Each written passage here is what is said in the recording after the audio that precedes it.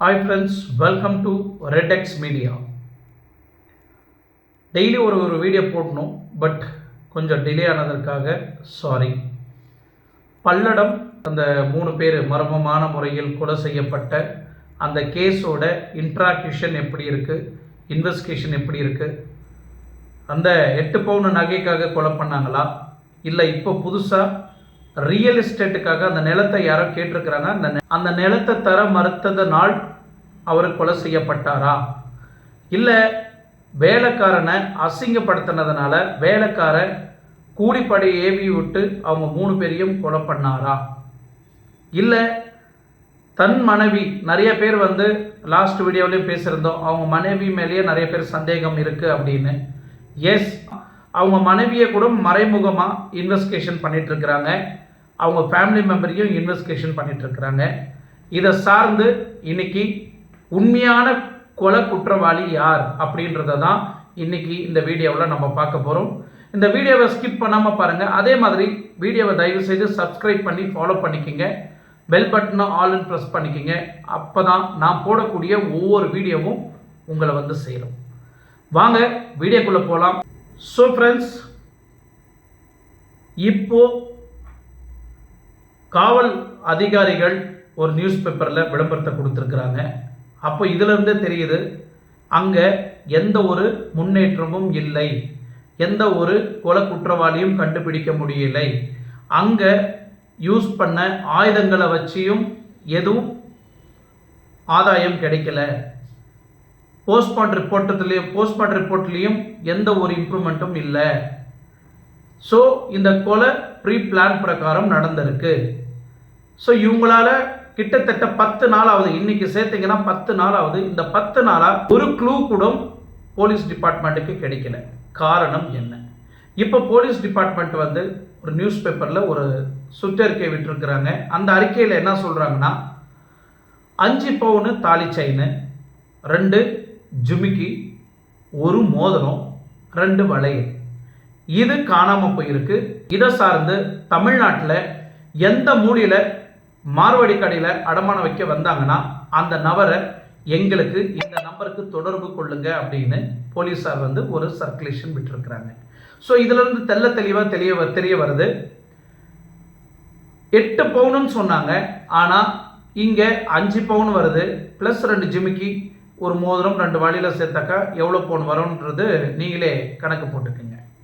So இப்போ இது மட்டும் இல்லை, இது கூட சில டாக்குமெண்ட்டும் காணாமல் போயிருக்கு. சில பேர் சொல்கிறாங்க சில டாக்குமெண்ட், ரொம்ப முக்கியமான டாக்குமெண்ட் காணாமல் போயிருக்கு அப்படின்னு சொல்கிறாங்க. ஆனால் சில பேர் அவங்க ஃபேமிலியில் இருக்கிறவங்க டாக்குமெண்ட்டெல்லாம் வீட்டில் இருக்குது, பத்திரமா இருக்குது, எந்த ஒரு டாக்குமெண்ட்டும் மிஸ் ஆகலை அப்படின்னு சொல்ல வராங்க. ஸோ இது ஒரு கோணத்தில் போகும்போது போலீஸார் இன்னும் அந்த பாலமுருகனை இன்ட்ராகேஷன் பண்ணிட்டு இருக்கிறாங்க, இன்வெஸ்டிகேஷன் பண்ணிட்டு இருக்கிறாங்க. லாஸ்ட் டைம் நான் எக்ஸ்பிளைன் பண்ண அதை பற்றி, அதில் என்ன சொல்லியிருந்தேன்னா, இவர் காமிச்ச அந்த 3 பேரும் சேர்ந்து தான் நாங்கள் அந்த கொலையை பண்ணோம் அப்படின்னு அவர் ஒத்துக்கிட்டு போலீஸ்கிட்ட ஒரு வாக்குமூலம் கொடுத்தாரு.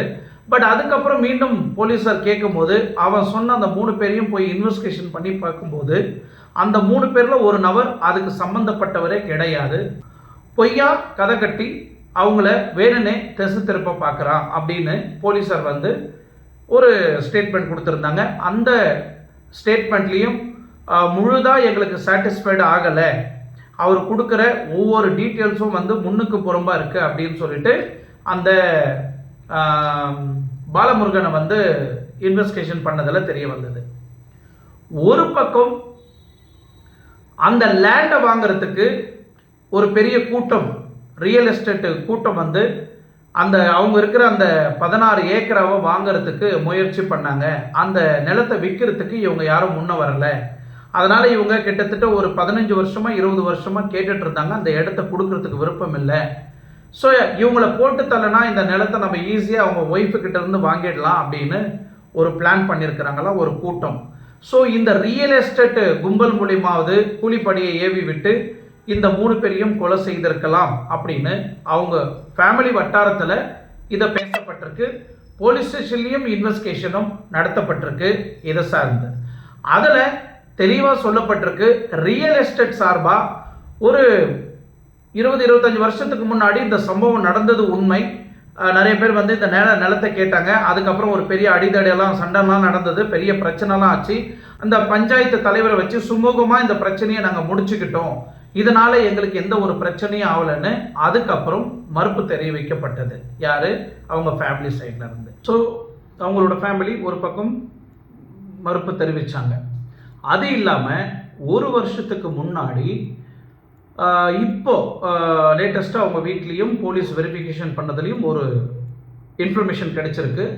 அந்த இன்ஃபர்மேஷன் என்னன்னா, தன்னோட நிலத்தை வந்து ஒரு நபருக்கு வந்து குத்தகைக்கு விட்டுருக்குறாங்க. தூத்துக்குடி சார்ந்த ஒரு நபர் அவங்களோட நிலத்தை வந்து குத்தகைக்கு எடுத்து அவர் வந்து விவசாயம்லாம் பண்ணியிருக்கிறாரு. அதை சார்ந்து மணி டிரான்சாக்ஷன் மூலிமா ஒரு பிரச்சனை நடந்திருக்கு அந்த தூத்துக்குடி நபருக்கும் செந்திலுக்கும். இந்த பிரச்சனை வந்து பெரிய ப்ராப்ளம் ஆகி மறுபடியும் இந்த பிரச்சனையும் அவங்களோட என்ன சொல்கிறது, அந்த வில்லேஜில் இருக்கக்கூடிய பஞ்சாயத்து தலைவர்கிட்ட உட்காந்து இந்த பிரச்சனை சுமூகமாக முடிக்கலாம் அப்படின்னு சொல்லிட்டு ஏற்பாடு பண்ணியும் அந்த தூத்துக்குடி நபர் பணத்தையே செந்திலுக்கு கொடுக்காம ரொம்ப ஒரு வருஷமாக அவர் வந்து ரொம்ப ஆட வச்சிருக்கிறாரு. இது மூலியமாகவும் அந்த நபர் யாருன்னு அவரை பிடிச்சு இன்வெஸ்டிகேஷன் பண்ணிட்டு இருக்கிறாங்க. இந்த கொலைக்கும் அவங்களுக்கும் ஏதாவது தொடர்பு இருக்குதா அப்படின்னு. ஒரு பக்கம் ரியல் எஸ்டேட்டும் ஒரு பக்கம் பிரச்சனை இருந்தாக்க, இன்னொரு பக்கம் வந்து குத்தகைக்கு வாங்கின தூத்துக்குடி நபர் வந்து இந்த சம்பவத்தை அரங்கேற்றம் செய்திருப்பாரா அப்படின்றதையும் ஒரு கோணத்தில் போலீஸாரும் பார்க்கப்படுது, அவங்க குடும்பத்தில் இருக்கிறவங்களும் பார்க்கப்படுறாங்க. இப்போ என்னோட கேள்வி என்னன்னா, இந்த கேஸில் கொலை நடந்த இந்த கேஸில் எந்த ஒரு இம்ப்ரூவ்மெண்ட்டும் இல்லை, எந்த ஒரு மூமெண்ட்டும் இல்லை, எந்த ஒரு ஐப்ரித்திகேஷனும் இல்லை. எந்த ஆங்கிளில் இவங்க மூவ் பண்ணி பார்த்தாலும் ஒரு சின்ன க்ளூ கூட கிடைக்கல. ஃபிங்கர் பிரிண்ட்ஸ்லையும் க்ளூ கிடைக்கல. டாக் ஸ்குவாட் வர வச்சாங்க, அதுலேயும் ஒரு க்ளூ கிடைக்கல. அவங்க ஃபேமிலியை விசாரிக்கிறாங்க, அதுலேயும் ஒரு க்ளூ கிடைக்கல.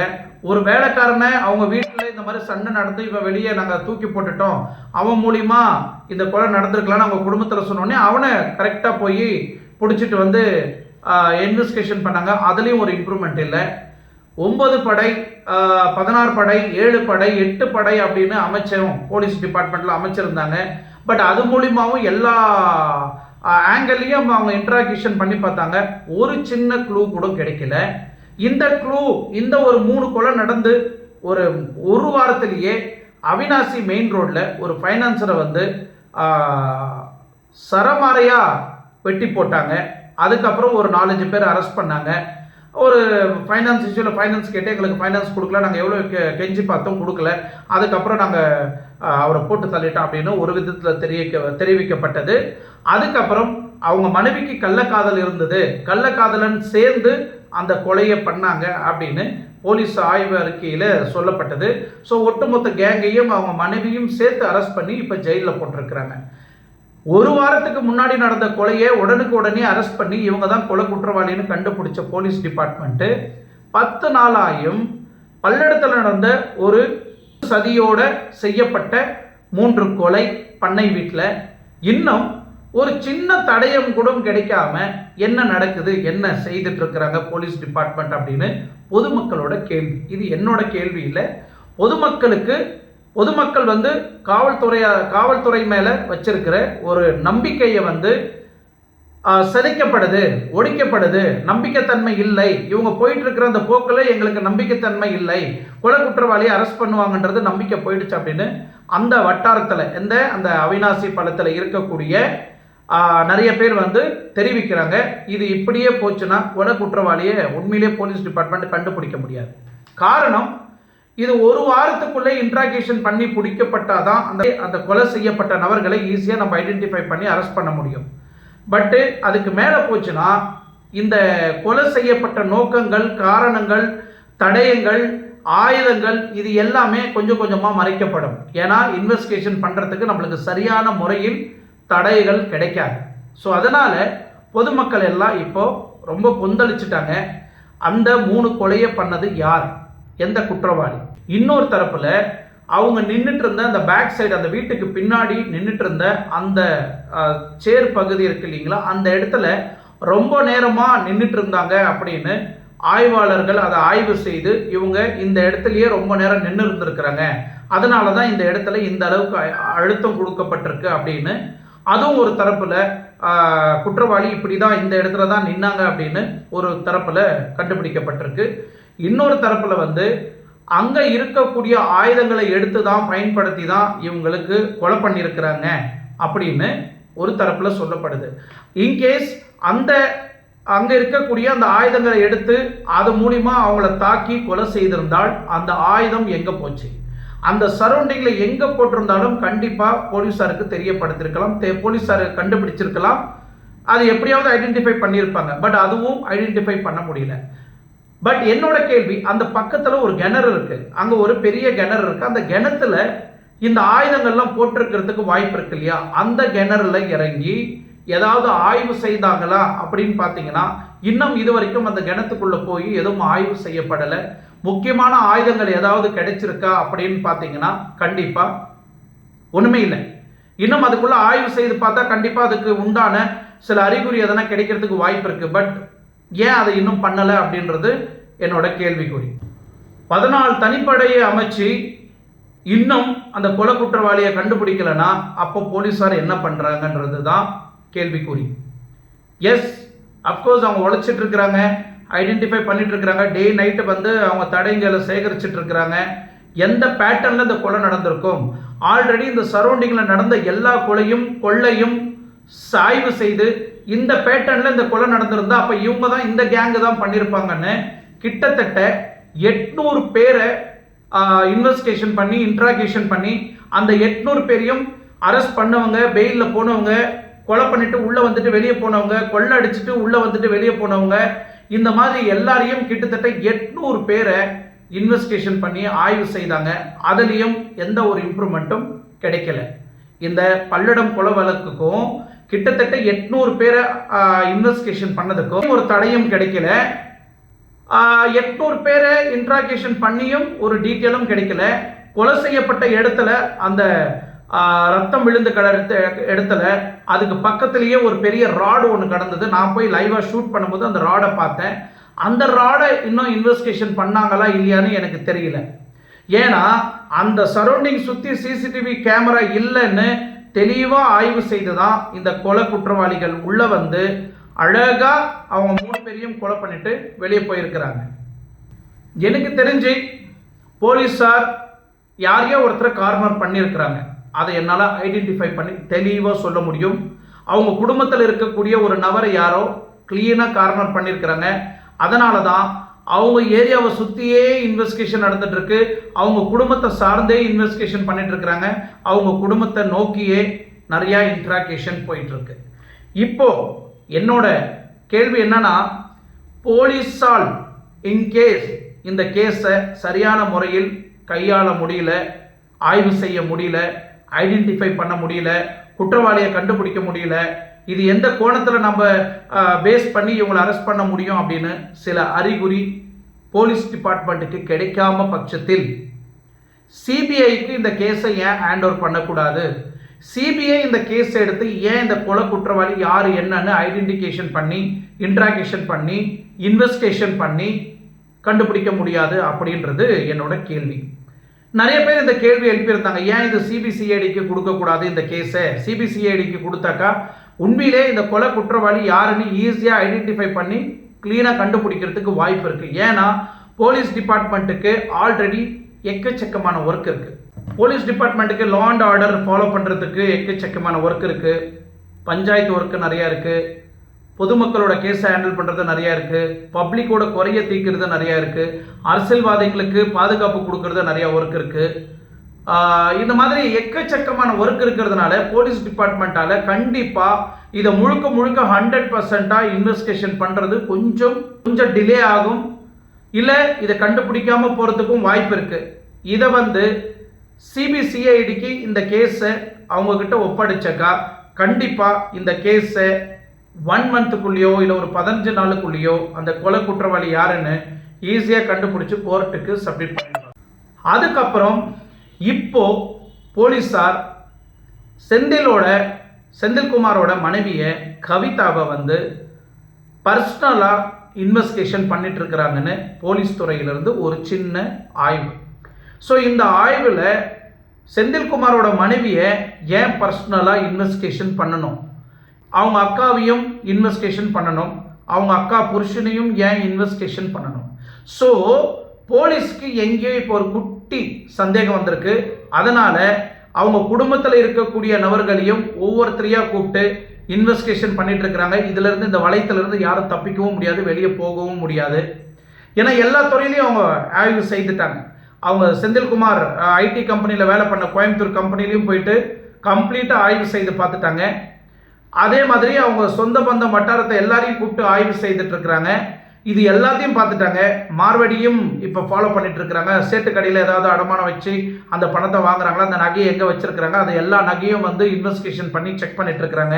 ஏன்னா அந்த அம்மா போட்டிருந்த நகை இதான், வளையல், மோதிரம், இந்த மாதிரி எல்லாம் போட்டிருந்ததை தெளிவாக வந்து இப்போ ரெக்கார்ட் பண்ணியிருக்கிறாங்க. அந்த மொபைலை ஒரு தரப்பில் வந்து மொபைலை வந்து திருடிட்டு போயிட்டாங்கன்னு ஒரு தரப்பில் சொல்கிறாங்க. இன்னொரு தரப்பில் அந்த மொபைலை திருடிட்டு அந்த சிம்மை வந்து அங்கேயே ஒடிச்சு போட்டு மொபைலை மட்டும் எடுத்துகிட்டு போயிட்டாங்கன்னு இன்னொரு தரப்பில் சொல்கிறாங்க. இந்த மாதிரி முன்னுக்கு புறம்பாக வந்து நிறைய எவிடன்ஸை வந்து முழுக்க சிதைக்கப்பட்டிருக்கு. ஸோ இதில் அங்கே இருக்கிறவங்களே யாராவது சிதைக்கப்படுறாங்களா, இல்லை அங்கே இருக்கிறவங்களே யாராவது தடயத்தை அழிக்கிறாங்களா அப்படின்றதையும் நாம் ஒரு கோணத்தில் பார்க்க வேண்டிய ஒரு சுச்சுவேஷன். பட் எனிவே ஆல்ரெடி அந்த தோட்டத்தை விட்டு சுற்றி கிட்டத்தட்ட ஒரு 7-8 போலீஸை வந்து வித் ஒரு இன்ஸ்பெக்டரோட போலீஸ் பாதுகாப்போட இந்த இன்வெஸ்டிகேஷன் போகிற வரைக்கும் அங்கே பாதுகாப்பு கொடுக்கப்பட்டிருக்கு. ஸோ அதை மீறியும் அங்கே ஏதாவது நடக்குமா அப்படின்னு நீங்கள் பார்த்தீங்கன்னா கண்டிப்பாக நிறையா வாய்ப்பு இருக்குது. ஏன்னா இன்னைக்கு வரைக்கும் இந்த செகண்ட் வரைக்கும் ஒரு கேஸ் ஒருத்தனை ஒரு கேஸ்ன்னு சொல்ல முடியாது, ஒரு கேஸில் 3 கொலை, ஒரே ஒரு குற்றவாளியும் இன்னும் ஐடென்டிஃபை பண்ணப்படலை. சந்தேகமும் எங்கேயும் கிளம்பாத அளவுக்கு இந்த கொலையை திட்டமிட்டு சதி செய்யப்பட்டு அவர் ஊர்லேருந்து வர வைக்கப்பட்டு அந்த இடத்த நோட்டமிட்டு டார்கெட் பண்ணி அவங்க பையனை போட்டு தள்ளியிருக்கிறாங்கன்னு சொன்னது தப்பு. கொலை செய்யப்பட்டிருக்கிறாங்க.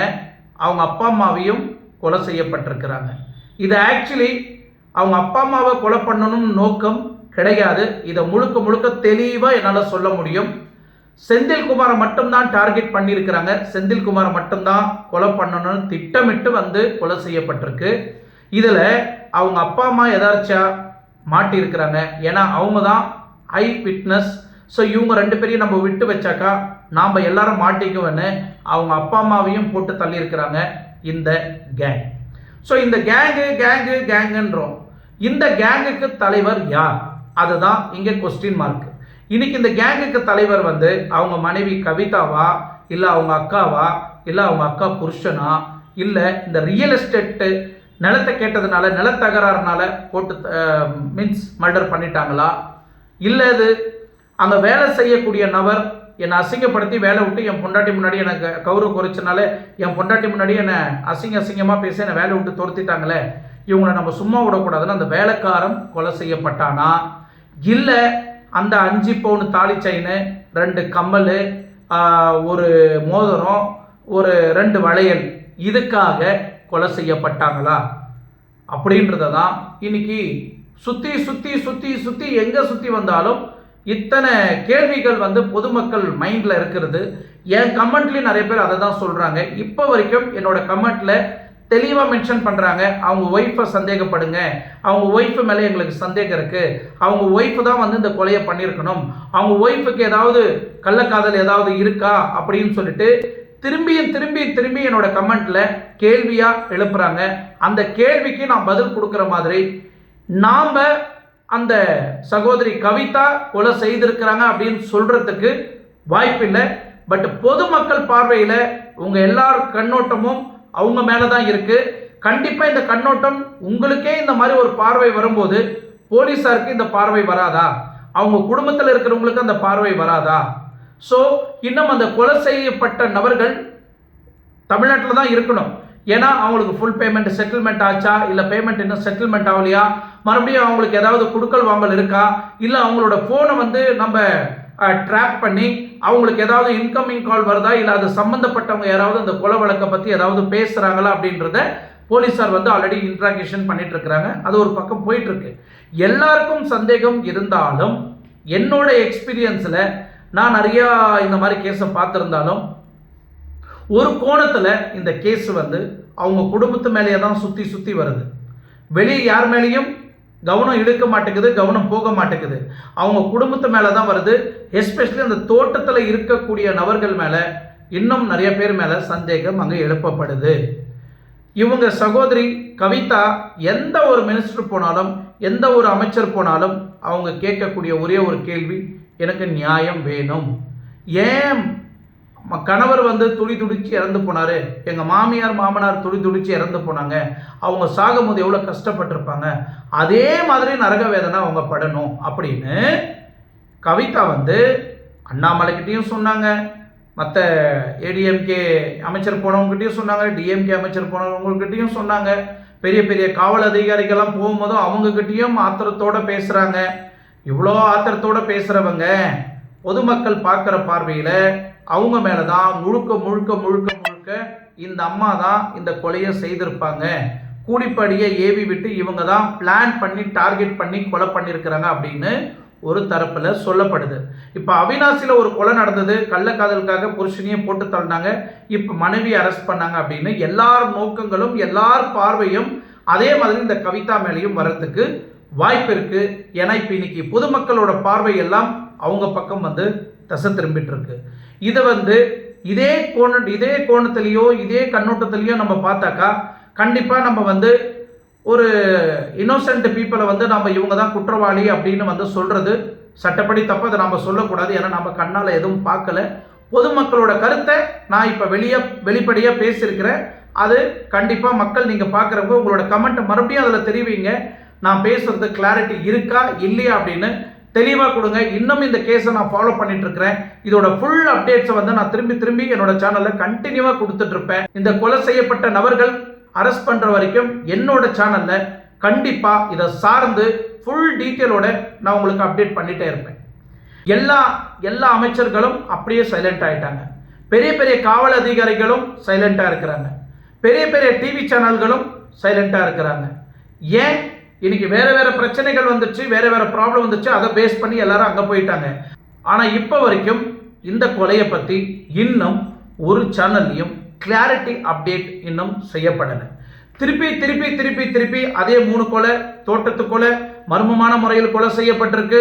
அவங்க பொண்டாட்டி மேலே சந்தேகம், அந்த வீட்டுக்கு பின்னாடி தான் இருந்தாங்க, இது பிளான் பண்ணி திட்டமிட்டு சதி செய்யப்பட்டு கொலை செய்யப்பட்டது அப்படின்னு திருப்பி எல்லா சேனல்லையும் இதை தான் பேசுகிறாங்க. திருப்பி எல்லா டிவி சேனல் இதை தான் பேசுகிறாங்க. ஆனால் எந்த ஒரு முன்னேற்றமும் இல்லை. என்ன காரணம்? எதிர்கட்சி தலைவர்கள் இதை பற்றி யாராவது கேள்வி எழுப்புனாங்களா? இல்லை ஆளுங்கட்சி இதை பற்றி யாராவது கேள்வி எழுப்புனாங்களா? இல்லை அந்த ஊர் பஞ்சாயத்து போர்டு தலைவர் ஏதாவது கேள்வி எழுப்புனாங்களா? ஏன் இந்த மாதிரி சைலண்டாக இருக்கிறீங்க? இதுதான் என்னோட கேள்வி. கொலை ஒரு தோட்டத்து வீட்டில் இந்த மாதிரி மர்மமான முறையில் ஒரு கொலை நடந்திருக்குன்னா அப்போ யார் தோட்டத்து வீட்டில் இருக்கிறவங்க நிம்மதியாக வாழ முடியும்?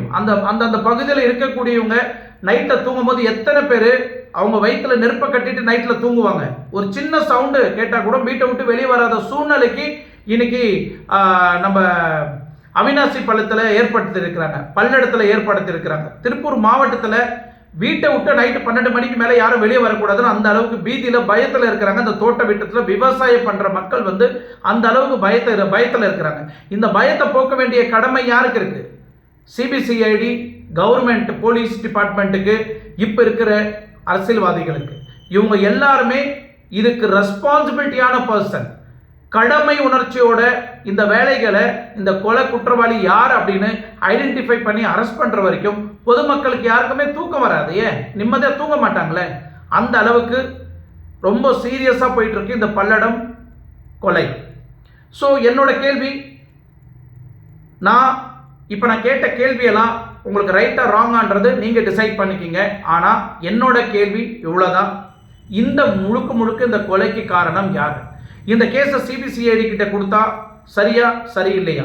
இல்லை அவங்க மனைவி கவிதா மேலே கொலை செய்திருக்கிறாங்க அப்படின்னு அவங்க தான் பிளான் பண்ணி திட்டமிட்டு கொலை செய்தாங்க அப்படின்னு உங்களுக்கு யாருக்காவது டவுட் இருக்குது அப்படின்னா, இல்லை இந்த கேஸை சிபிசிஐடிக்கு கொடுக்கணும் அப்படின்னு உங்களுக்கு தோணுச்சுன்னா என்னோட கமெண்ட்டில் உங்களோட கமெண்ட்டை பதிவு செய்யுங்க. நீங்கள் கொடுக்கக்கூடிய அந்த பதிவு தான் அடுத்த வீடியோவும் நான் தெளிவாக உங்களுக்கு கிளாரிட்டியோடு பேச முடியும். ஸோ பல்லடம் கேஸ் முடிகிற வரைக்கும் என்னோட வீடியோ கண்டினியூட்டி இருந்துகிட்டே இருக்கும். நீங்கள் ரிப்பீட்டடாக ஃபாலோ பண்ணிகிட்டே இருக்கலாம். அங்கே என்னென்ன நடக்குது உடனுக்குடனே நான் உங்களுக்கு அப்டேட் கொடுத்துட்டே இருப்பேன். ஏன்னா நான் பக்கத்தில் தான் இருக்கிறேன். அங்கே என்ன நடக்குதுன்றது உடனுக்குடனே எனக்கு அப்டேட் ஆகிட்டே இருக்கும். ஸோ மக்களே, அடுத்த வீடியோவில் உங்களுக்கு பல்லடம் கொலை கேஸ் உண்மையிலே இந்த குற்றவாளி இவங்க தான் பிடிச்சிருக்கிறாங்க, அரெஸ்ட் பண்ணியிருக்கிறாங்க அப்படின்னு அடுத்த வீடியோவில் கண்டிப்பாக பேசுவேன்னு நான் நம்புகிறேன். அடுத்த வீடியோவில் சந்திக்கும் வரை உங்களிடமிருந்து விடைபெறுவது உங்கள் RK. Thank you so much. Please தயவு செய்து இந்த வீடியோவை உங்கள் ஃப்ரெண்ட்ஸுங்களுக்கு சர்க்குலேஷன் பண்ணுங்கள். தமிழ்நாட்டில் இருக்கிற தோட்டத்து வீட்டில் இருக்கக்கூடிய மக்கள் எல்லாருமே எந்த மாதிரியெல்லாம் பாதுகாப்பாக இருக்கணும்னு ஆல்ரெடி நான் போன வீடியோவில் சொல்லியிருக்கிறேன். அந்த வீடியோ லிங்க் கண்டினியூ எண்டில் அந்த வீடியோ ப்ளே ஆகும். தயவு செய்து அந்த வீடியோவை பாருங்கள். பாதுகாப்பாக எப்படி தோட்டத்து வீட்டில் இருக்கணும், என்னென்ன பாதுகாப்பு முறை கடைப்பிடிக்கணும் அப்படின்னு என்னோட முன் வீடியோவில் நான் சொல்லியிருக்கிறேன். சரிங்களா? நன்றி, வணக்கம். அடுத்த வீடியோவில் சந்திக்கலாம்.